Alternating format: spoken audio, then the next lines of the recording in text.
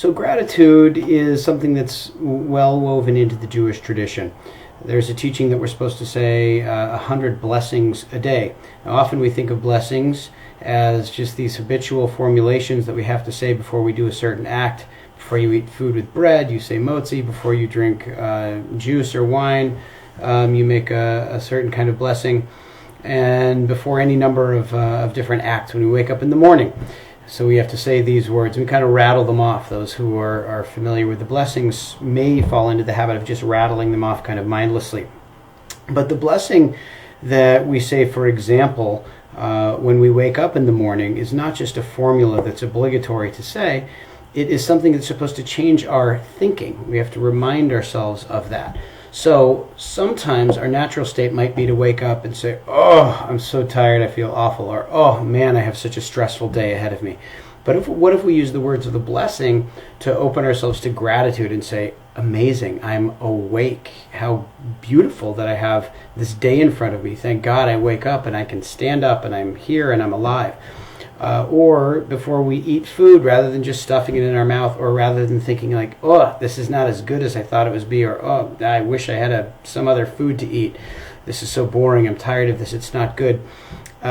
Instead of that, we say, how incredible. I have this beautiful bread. Thank you so much for giving me this bread. And imagine if everything that we did in our life was filled, rather than being filled with negative thoughts, was filled with gratitude and joy. And I think that the blessings, underlying the blessings, is a worldview that sees everything as an incredible, beautiful connection to its sublime source. I spoke in a previous video about the danger of judging other people. One of the many bad things and dangerous things and harmful things about judging other people is that it's founded on a kind of negative thinking that can be pervasive and go well beyond our relationship to other people. Of course, judging people is one of the worst kinds of judgments that we can have. But the negative thinking that becomes so habitual and familiar to us can pervade everything, and whether it's the food we're eating, whether we feel bored, whether we're impatient in a line at the supermarket and we're frustrated with the person ahead of us, whatever it might be, gratitude is a way of getting beyond the negative thinking and seeing everything as an opportunity for blessing. So as hard as it might be to imagine, think of yourself being stuck in traffic. One thing is you might be enraged at the fool who's several cars ahead, obliviously staring into their phone as the light turns green and causing your whole day to go into utter chaos. And you just become more and more angry. What if instead of that you said, wow, I have 20 seconds, or as long as this person in front of me is giving me this gift of quiet, and I'm just going to sit calmly. Or in the supermarket line, the same thing. Rather than being frustrated, you said, wow, this is maybe the first 45 seconds I've had of quiet, and I'm just going to try to embrace it.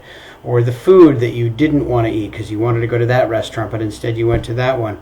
You just tried to savor every bite and appreciate the work that went into making it. Whatever it might be, there's always possibilities for finding where your own negative thoughts are and trying to uproot them and trying to replace them with positive thoughts or with just pure appreciation. One of the words in the Jewish tradition for gratitude is hakarat hatov, which is actually two words, and it means recognition of the good or perceiving the good. In everything that happens to us, we can choose to see either good or evil. And on some things, it may be incredibly difficult to see the good. But there is the possibility throughout the course of most of our day and most of our life for choosing one of those two and for seeing with a very keen eye the opportunities for blessing. I want to suggest that seeing that good is not an end in itself, but it is a powerful beginning towards the process of teshuvah, of preparing ourselves to see goodness and to be goodness in the world.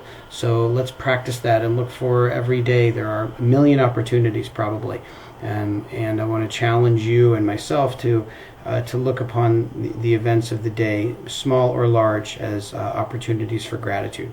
Thank you and Shabbat Shalom.